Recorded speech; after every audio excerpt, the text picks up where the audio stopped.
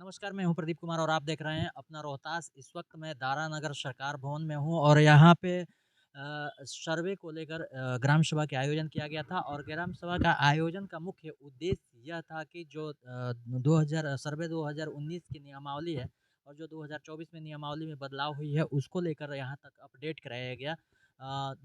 बताया गया था कि जो कार्य अवधि 30 दिनों तक था, जैसे स्वघोषणा हुआ या स्वामित्व दावा का हुआ, ये सब तमाम तरह के जो दावे थे वो 30 दिन का जो कार्यावधि था उसको बढ़ाकर 90 दिनों का किया गया है। इस पर यहाँ पे बैठक आयोजित किया गया है। सर्वे जो कर्मचारी हैं, ये सर्वे पर प्रभारी हैं, शिविर प्रभारी, उनके द्वारा यह कार्यक्रम का आयोजन कराया गया है। लोगों को जानकारी दी जा रही है। चलिए हम दिखलाते हैं कि क्या-क्या चीज़ों का जानकारी देते हैं और क्या-क्या कहा जाता है।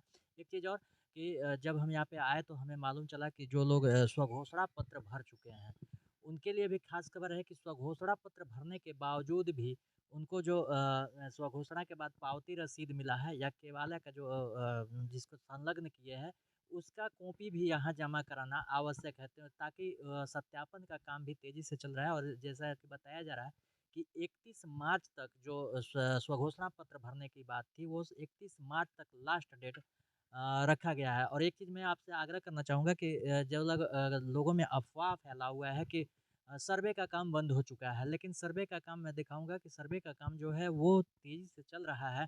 कहीं न कहीं आपको जागरूक रहने की ज़रूरत है, कहीं न कहीं आपको सजग रहने की ज़रूरत है।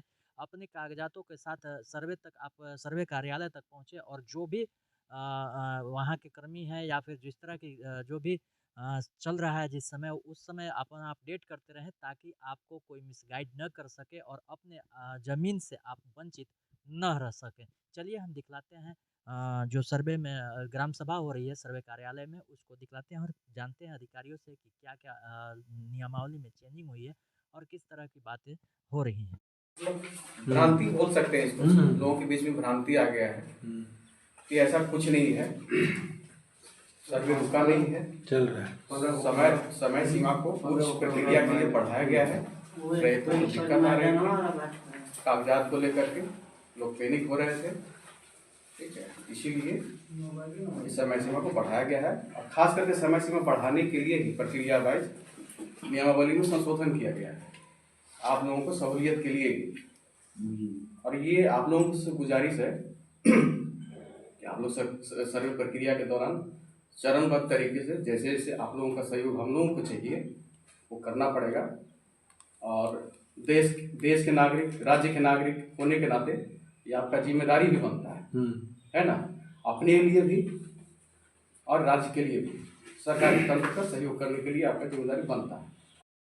और अभी हम लोग सर्वे के कार्य में एक कदम आगे बढ़ के प्रपत्र 2 से प्रपत्र 3 की तरफ भी बढ़े हैं, जिसमें कि आप लोग जो भी आप लोग प्रपत्र जमा किए हैं स्वघोषणा का फॉर्म, उसका सत्यापन का में सरकार ने जो P2 जमा करने का डेट है वो बढ़ा दिया गया है। वो अब 180 दिन कर दिया गया है। अब उसकी लास्ट डेट जो है 31 मार्च 2025 हो गई है। और बाकी दावा का भी जो मानचित्र सत्यापन होता है उसमें भी अवधि को बढ़ा के 60 दिन कर दिया गया है। 60 दिन दावा और आक्षेप।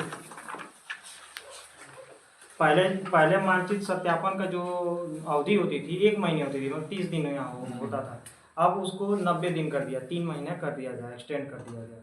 उसके अलावा अगर उसके बाद जो दावा आक्षेप आते हैं उसके लिए भी पहले 15 दिन का समय रैयत को दिया जाता था, अब उसके लिए 30 दिन कर दिया गया कि 30 दिन के अंदर वो कर सकते हैं। अब उसके बाद जब उसका निपटारा जो किया जाता दावा आक्षेप का, पहले वो 1 महीने का होता था विभाग के द्वारा, अब उसको 2 महीना कर दिया गया, मतलब 60 दिन कर दिया गया। अब जो उसके बाद जब सारा ब्यौरा तैयार हो जाता है, जब उसका प्रकाशन होता है तो उसको प्रकाशन के बाद जो दावा आक्षेप किया जाता है वो 30 दिन था पहले, अब उसको बढ़ा के 90 दिन कर दिया है। मतलब 3 महीने बढ़ा लिया गया कि अब 3 महीने तक वो अपना दावा कर सकते हैं कि हमारी ज़मीन गलत चढ़ाई गई है या मेरा प्लॉट मिसिंग है या जो भी है।